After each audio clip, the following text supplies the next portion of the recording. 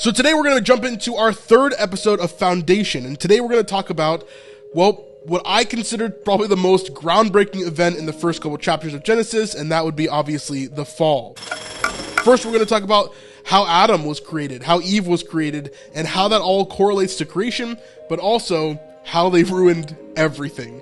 So let's jump into it here. And of course, we know this image. There's so many different types of images, but this is what we think about when we think about the fall. There's an apple and a tree and a snake and a hand that's going to grab it. And of course, Eve eats the apple and then Adam does so afterwards. But what actually happens at the beginning of time here? What actually happens for the fall to take place? What does this look like? Well, let's fill in any of those gaps that you're missing. Let's talk about this in its entirety. Of course, this is Foundation. We're not going to dive deep into every single theory that everybody has about Genesis. We're just going to read the passage and talk about it, how it exists right there. So let's jump in. We're going to start in Genesis chapter 2. And we're going to skip around a little bit here because we want to get to Genesis chapter 3 where all of this actually happens. But of course, to kind of recap, we've talked about God and who he is as a being, right? The only being that was in existence. Then he created everything else, right? God does not have a beginning or an end. He is infinite, omniscient, omnipresent, omnipotent. He's all-powerful, amazing, right? He is the only thing to be glorified, right? Then we went into creation. We talked about the 7 days of creation, the 6 days of creation, and then the seventh day he rested, which is at the beginning of chapter 2 here. So the creation of the heavens and the earth, everything in them was completed. On the seventh day, God had finished his work of creation, so he rested. So that's where we stopped previously on our Foundation series, but now we're going to move on into the man and the woman. So here we have, when the Lord made the earth and the heavens, neither wild plants nor grains were growing on the earth, for the Lord God had not yet sent rain to water the earth, and there was no people to cultivate the soil. So there's no people yet. So this story is kind of going back in time a little bit, talking about specifically the creation of man and woman. So then, verse 8, then the Lord God planted a garden in Eden in the east, and there he placed the man he had made. The Lord God made all sorts of trees grow up from the ground, trees that were beautiful and that produced delicious fruit. In the middle of the garden, he placed the tree of life and the tree of the knowledge of good and evil. Now, this is really interesting because remember that this garden is planted in the east. The east always has like a very interesting storyline to it. If we think about the Jewish history and the temple is in the east of Jerusalem. The temple faces towards the east. You have to go into the temple in the eastern door, then leave the western door. There's like a lot of really interesting things that happen here when we think about, even from the very beginning of time, how things were ordered in the way that God wanted them to be. So then verse 10, a river flowed. Well, we're not going to talk about all that. We'll go down to verse 15 here. So Lord God placed the man in the Garden of Eden to tend and watch over it. But the Lord God warned him, you may freely eat of the fruit of every tree in the garden, except the tree of the knowledge of good and evil. If you eat its fruit, you are sure to die.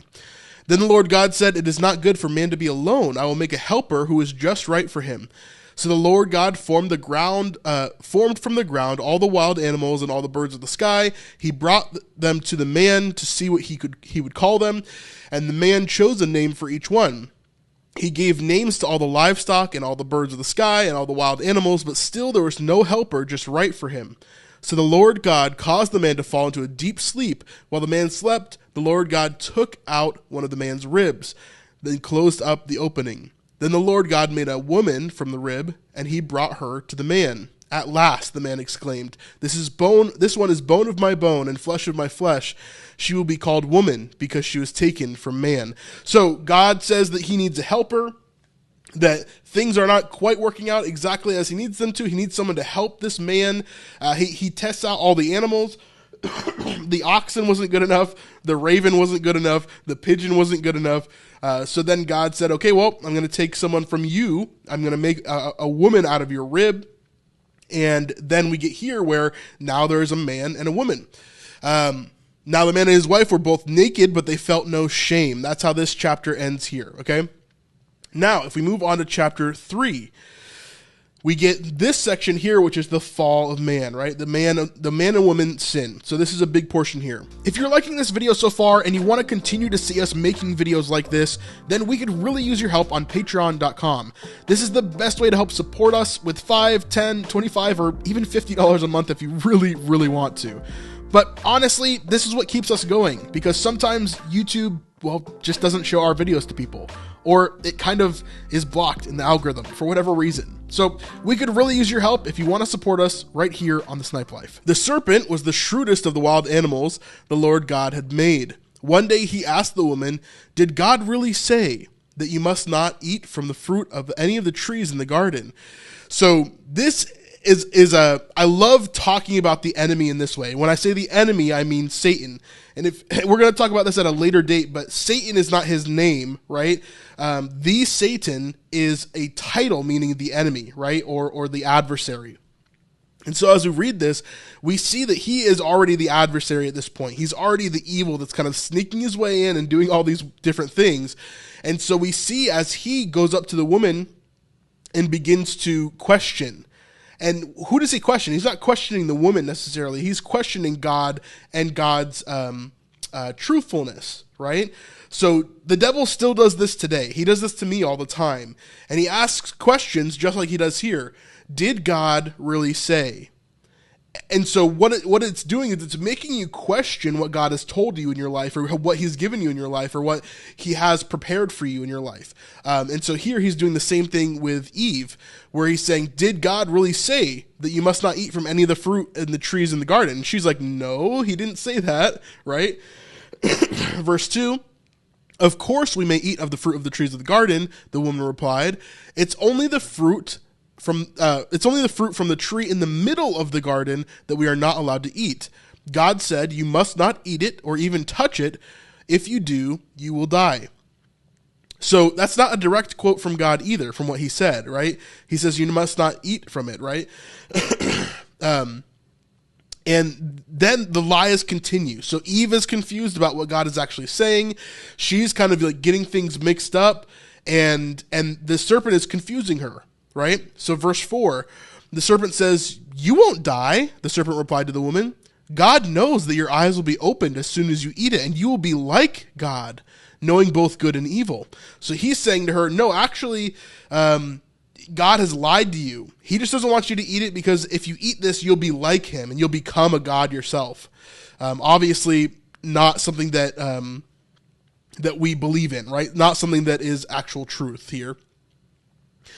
Verse 6, the woman was convinced. She saw the tree was beautiful and its fruit looked delicious, and she wanted the wisdom it would give her. So she took some of the fruit and ate it. Then she gave some of it to her husband who was with her, and he ate it too.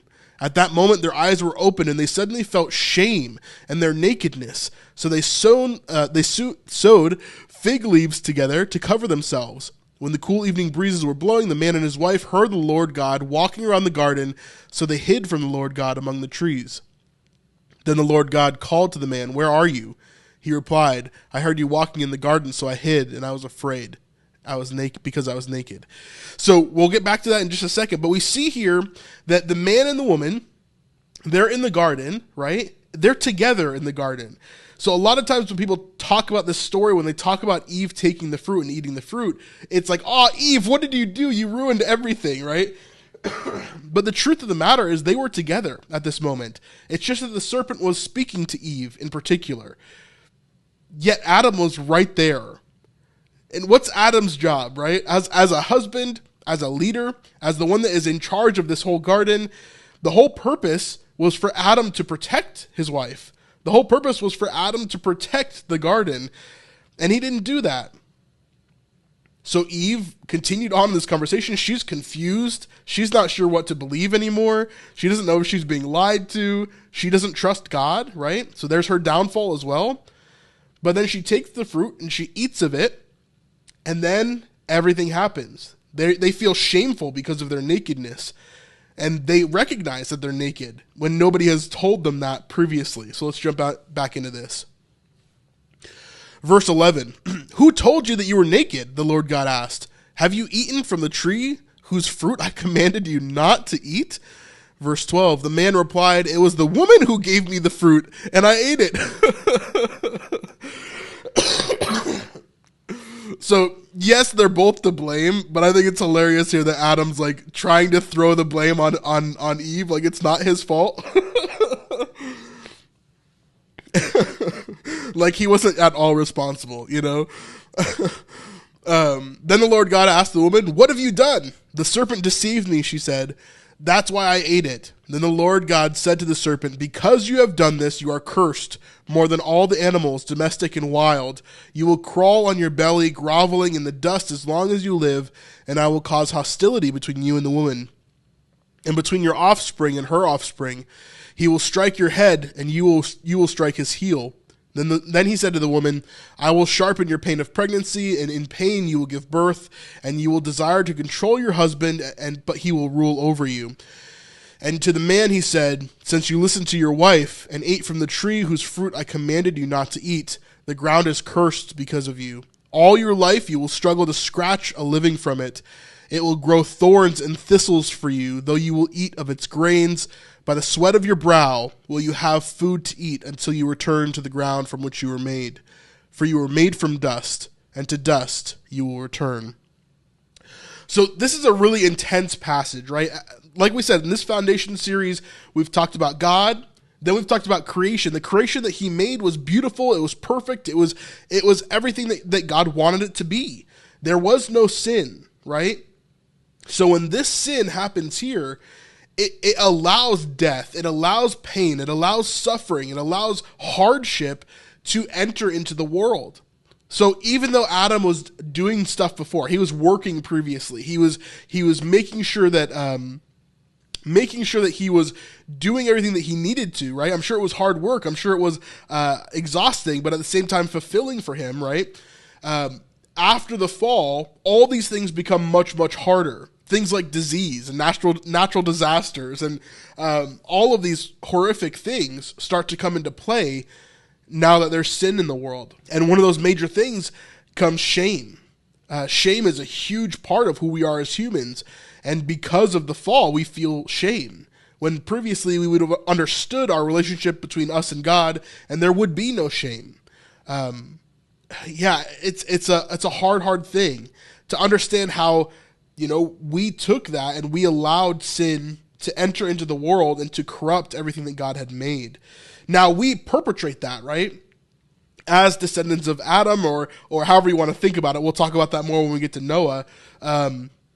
As descendants of, the first human beings, we are inherently in that sin nature, right? So within all of us, we have the capability, and we have the opportunity, and we have the willingness, honestly, to sin and to continue this horrible life that was given to us because of sin. So obviously, we're going to talk about the hope that comes later through Jesus Christ and all of that.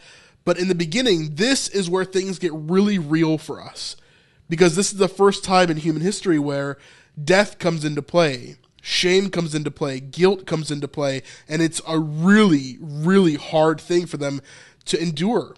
And obviously, they have to figure out how they're going to continue to live life in the way that they do, right? And of course, later on, I don't think we're going to tag on this specifically, but Cain and Abel. So Adam and Eve have different offspring, right? Their first two sons, Cain and Abel. Cain kills Abel. He's the first murderer, right?